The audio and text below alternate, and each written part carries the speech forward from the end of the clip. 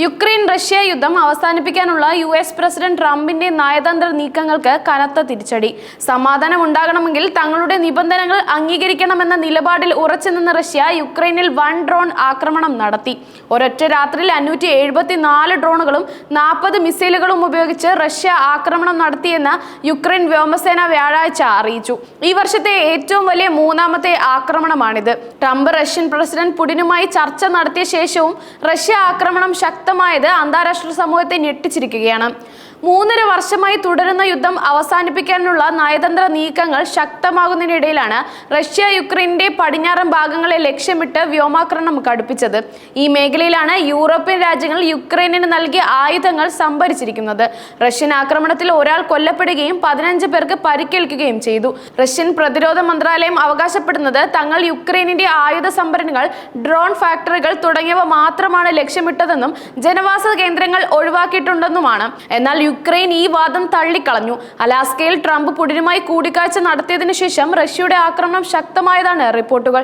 Ukraine president Zelensky US പ്രസിഡന്റുമായി കൂടിക്കാഴ്ച നടത്തിയ ശേഷവും ഡ്രോൺ ആക്രമണങ്ങൾ വർദ്ധിച്ചു. ഈ കാലയളവിൽ ഏകദേശം 1000 ഡ്രോണുകളാണ് റഷ്യ ഉപയോഗിച്ചത്. പശ്ചിമ യുക്രൈനിലെ അമേരിക്കൻ ഇലക്ട്രോണിക് ഉൽപാദന കേന്ദ്രം ആക്രമണത്തിൽ തകർന്നതായി സ്ഥിരീകരിച്ചിട്ടുണ്ട്. അർത്ഥവത്തായ ഒരു സമാധാന ശ്രമങ്ങൾക്കും റഷ്യ തയ്യാറല്ലെന്ന് യുക്രൈൻ പ്രസിഡന്റ് വ്ളാഡിമിർ സെലൻസ്കി പറഞ്ഞു. അന്താരാഷ്ട്ര സമൂഹം റഷ്യക്കെതിരെ കടുത്ത ഉപരോധങ്ങളും തീരുവകളും ഏർപ്പെടുത്തി സമ്മർദ്ദം ചെലുത്തണമെന്നും അദ്ദേഹം ആവശ്യപ്പെട്ടു.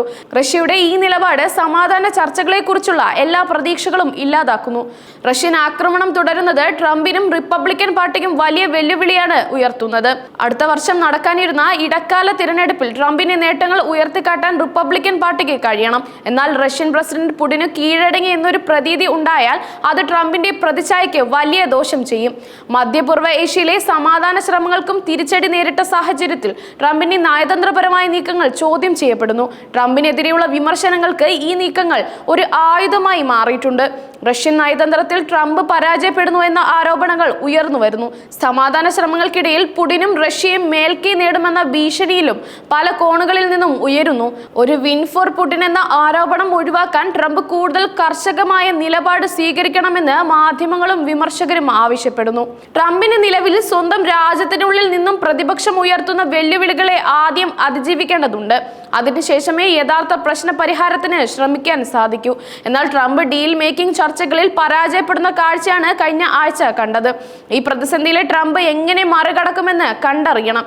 യുക്രൈനും റഷ്യയും തമ്മിൽ ചേരാത്ത ആവശ്യങ്ങളുമായി മുന്നോട്ട് പോകുന്ന സാഹചര്യത്തിൽ ഇരു രാജ്യങ്ങളെയും ഒരു സന്ധിയിലേക്ക് നയിക്കുക എന്നത് ട്രംപിനെ സംബന്ധിച്ച് വലിയ വെല്ലുവിളിയാണ്. ട്രംപിന്റെ സമാധാന ശ്രമങ്ങളെ റഷ്യ അവഗണിക്കുന്നത് എന്തുകൊണ്ടെന്ന ചോദ്യം ഉയരുന്നുണ്ട്. പുടിൻ കൂടുതൽ ആക്രമണോത്സുകമായ നിലപാട് സ്വീകരിക്കുന്നത് ട്രംപിന്റെ രാഷ്ട്രീയ ഭാവിയെ ലക്ഷ്യമിട്ടാണോ എന്നും സംശയിക്കുന്നുണ്ട്. ട്രംപിന്റെ സമാധാന ശ്രമങ്ങൾ പരാജയപ്പെട്ടാൽ അത് അദ്ദേഹത്തിന്റെ രാഷ്ട്രീയ പ്രതിച്ഛായയ്ക്ക് കോട്ടം വരുത്തുമെന്നും അതുവഴി യുഎസ് ആഭ്യന്തര രാഷ്ട്രീയത്തിൽ ഒരു പ്രതിസന്ധി സൃഷ്ടിക്കാമെന്നും പുടിൻ കണക്കുകൂട്ടുന്നു. യുഎസ് പ്രസിഡന്റ് തിരഞ്ഞെടുപ്പ് അടുത്തു വരുന്ന സാഹചര്യത്തിൽ ഈ നീക്കം കൂടുതൽ ശ്രദ്ധേയമാണ്. റഷ്യയുടെ ആക്രമണങ്ങൾക്ക് പിന്നിൽ സാമ്പത്തിക ലക്ഷ്യങ്ങളുണ്ടോ എന്ന് ചില വിദഗ്ധർ ചൂണ്ടിക്കാണിക്കുന്നു. യുക്രൈനിന്റെ പടിഞ്ഞാറൻ ഭാഗങ്ങളിൽ ആക്രമണം ശക്തമാകുന്നതിലൂടെ യൂറോപ്യൻ രാജ്യങ്ങളിൽ നിന്നുള്ള ആയുധങ്ങളുടെ ഒഴുക്ക് തടസ്സപ്പെടുത്താനും അതുവഴി യുക്രൈനിന്റെ പ്രതിരോധ ശേഷി ദുർബലമാക്കാനും റഷ്യ ശ്രമിക്കുന്നു. ഇത് റഷ്യയ്ക്ക് യുദ്ധത്തിൽ മേൽക്കൈ നേടാൻ സഹായിക്കും. റഷ്യയുടെ ആക്രമണങ്ങൾ ശക്തമായപ്പോഴും യുക്രൈൻ പിടിച്ചു നിൽക്കാൻ ശ്രമിക്കുന്നുണ്ട്. അമേരിക്കയുടെയും യൂറോപ്യൻ രാജ്യങ്ങളുടെയും പിന്തുണ യുക്രൈന് ഒരു പരിധിവരെ സഹായകമാകുന്നുണ്ട്. എന്നാൽ ഈ ഡ്രോൺ ആക്രമണങ്ങൾ നേരിടാൻ നിലവിലെ പ്രതിരോധ സംവിധാനങ്ങൾ പര്യാപ്തമാണോ എന്ന ചോദ്യവും ഉയരുന്നു. യുക്രൈന് കൂടുതൽ നൂതനമായ വ്യോമ പ്രതിരോധ സംവിധാനങ്ങൾ ആവശ്യമാണെന്ന് പ്രസിഡന്റ് സെലൻസ്കി നേരത്തെ തന്നെ ആവശ്യപ്പെട്ടിരുന്നു. റഷ്യയുടെ നിരന്തരമായ ആക്രമണങ്ങൾ യുക്രൈനിന്റെ അടിസ്ഥാന സൗകര്യങ്ങളെ തകർക്കുകയും സാധാരണ ജനങ്ങളുടെ ജീവിതം ദുസ്സഹമാക്കുകയും ചെയ്യുന്നു. ട്രംപിന്റെ സമാധാന ശ്രമങ്ങൾ പരാജയപ്പെട്ട സാഹചര്യത്തിൽ അന്താരാഷ്ട്ര സമൂഹം റഷ്യയോട് എങ്ങനെ പ്രതികരിക്കുമെന്നാണ് എല്ലാവരും ഉറ്റുനോക്കുന്നത്.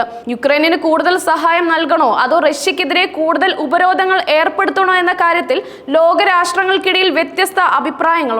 റഷ്യക്കെതിരെയുള്ള ഉപരോധങ്ങൾക്ക് യൂറോപ്പിന്റെ ഊർജ്ജ വിതരണത്തെ ബാധിക്കുമെന്നതിനാൽ പല രാജ്യങ്ങളും ജാഗ്രതയോടെയാണ് ഈ വിഷയത്തെ സമീപിക്കുന്നത്.